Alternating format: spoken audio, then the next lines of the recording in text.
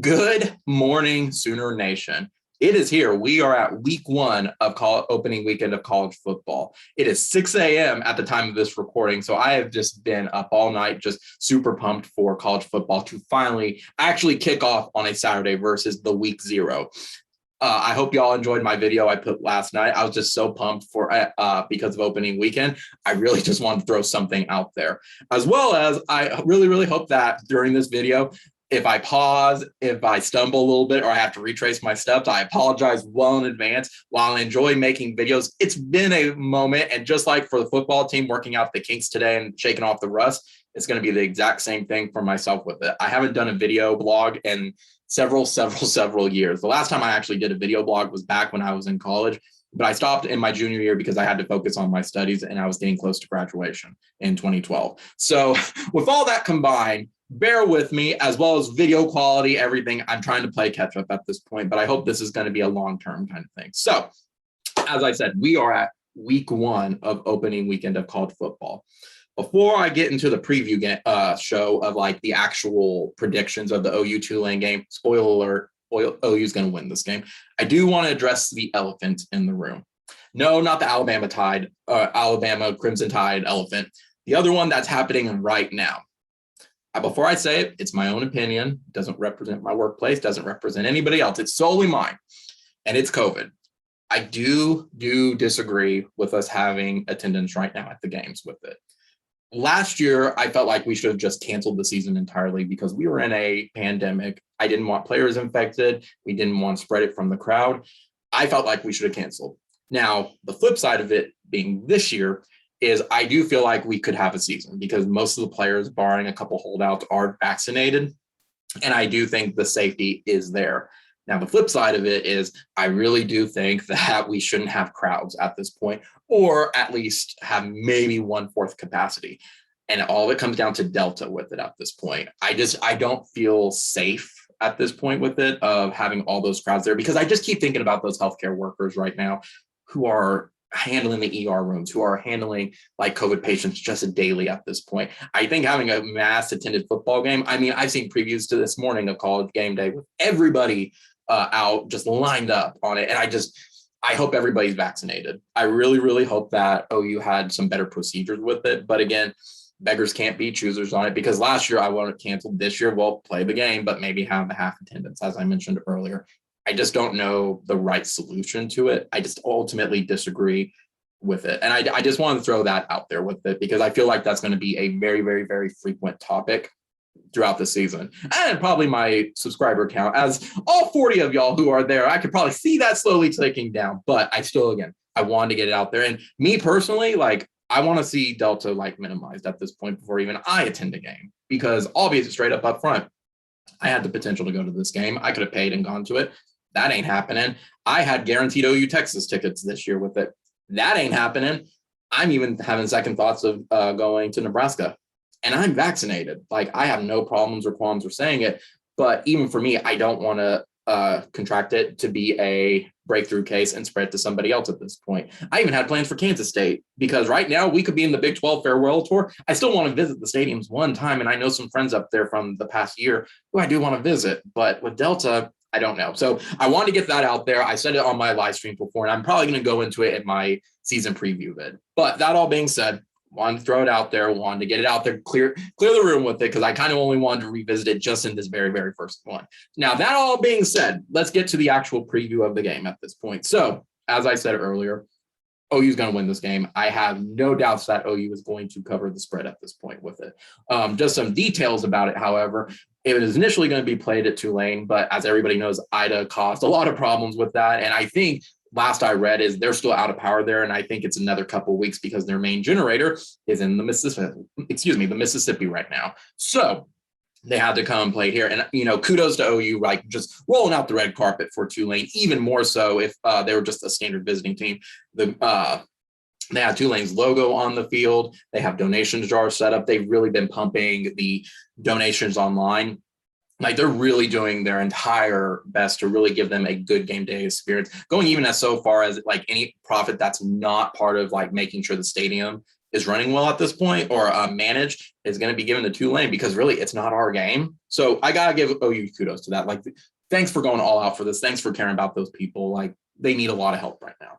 That all said, this all said with it, let's focus on the game now. So again, it's the third time I'm saying it. And as I referred to my earlier video, I'm still getting used to the groove of it.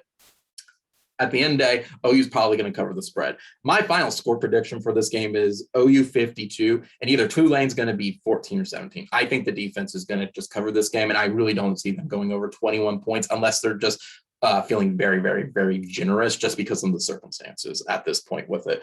That all said with it, I wanted to keep it short and sweet because looking at my notes on the side, if you see me doing this a whole lot, it's because I'm looking at notes that I've written down because my mind just runs really, really, really fast. And I just want to make sure I cover everything with it. I don't expect a lot from this game, to be honest, because Lincoln Riley's not going to open up the playbook. It's Tulane. I don't expect Lincoln Riley to even open up the playbook till possibly even West Virginia with it. But there is still points that I do think we're going to be looking at. The first one's definitely going to be, initially, I was going to say my first point was going to be like focusing on the run game because of I expect Rattler in the passing game to be fine. Now we really need to focus on the run game because we got to focus on guys getting reps at this point because of everything that happened over the summer because, gosh, this was such an eventful summer. We're down to 2 scholarship running backs. I don't expect Gray or Brooks to be in super long. I expect them to get their reps, shake the rust off, get everything going with it. But I think once we're up comfortably, I think they're going to throw in the backups at this point. And I had the backups being Todd Hudson and Jaden Knowles. I don't know who's going to be the third person at this point. I know there's some stuff that has been said on social media and some of the forum boards. But other than that, I really don't have anything for that at this point. And going as far as with the rest of the offense, I really do think they're going to pull Rattler by like middle of the third quarter, if not by halftime at this point. I don't think Caleb Williams is going to be thrown in there at this point with it. Like, are they? Maybe, I don't know.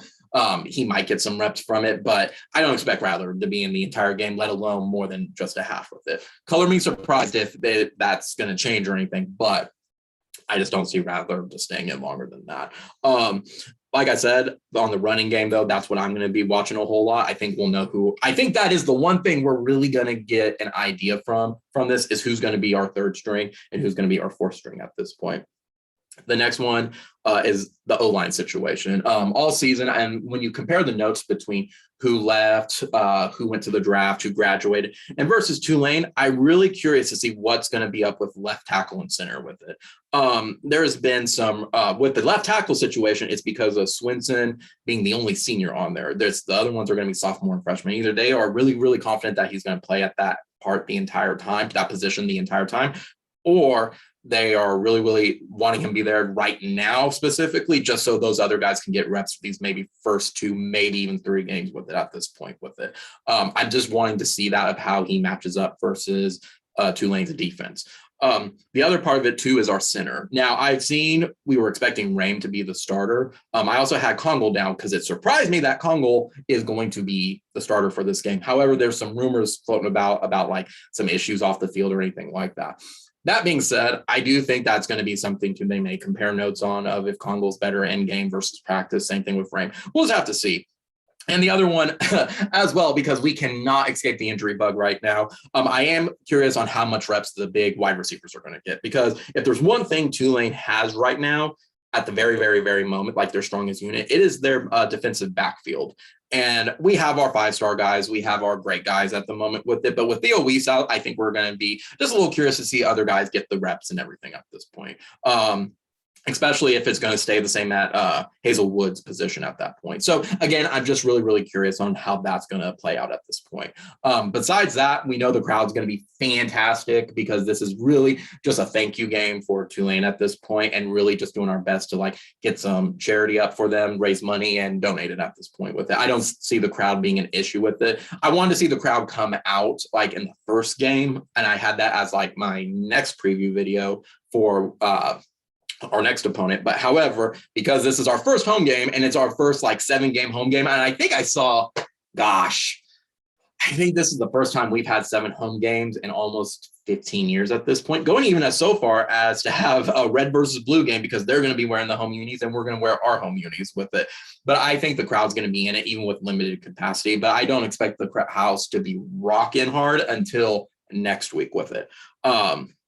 I guess the only other points that I have at this point, just to really focus on OU specifically, is just not taking our foot off the pedal with it. I really do just want a clean game, just score the points. Let's get this game over with. Let's call it good, get the guys the reps, and just finish it strong with it. The only other thing too is, I guess if anything happens on penalties wise with it, outside of shaking the rust off, probably would be probably disappointed if they had like over 30 or 40 yard or 30 or 40 yards of penalty.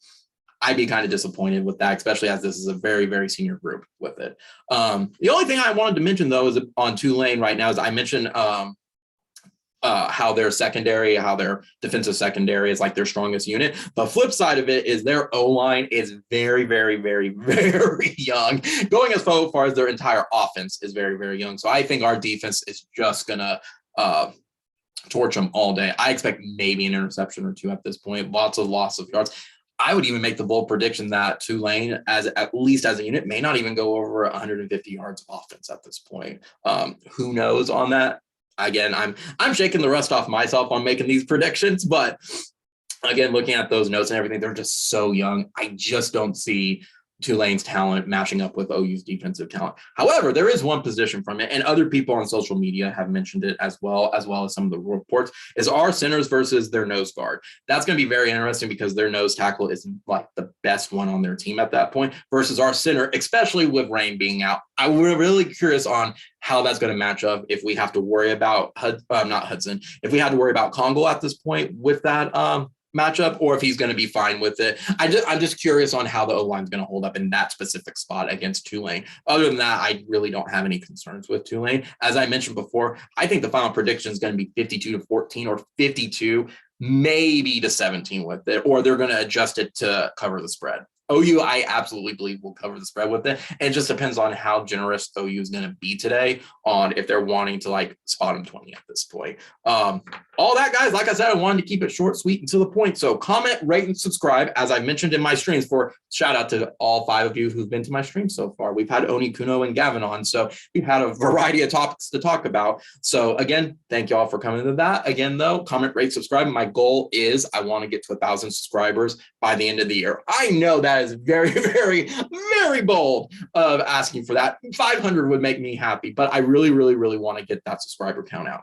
Again, as usual, in the comments below and in the description box, I'm going to put a link for the Sooner Relief Fund for donating to Hurricane Ida to help out all those people down there with it.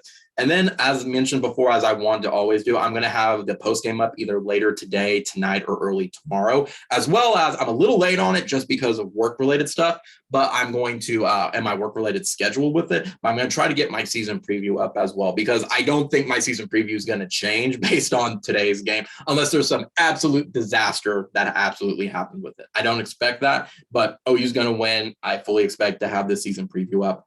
Hopefully again tomorrow for that at this point. And I'll give y'all more information at that point when in the post-game vid. Final thing I have to say for y'all guys is, hey, get vaccinated. We got everyone that gets vaccinated is the shorter time we have to endure this pandemic at this point. So guys, again, thank y'all. I hope y'all enjoy the game. The people who are there, be sure to drink your fluids because it is 96 degrees out today. So definitely keep hydrated. Again, though, thanks for watching, guys. I'll see y'all in the post-game vid. Boomer Sooner.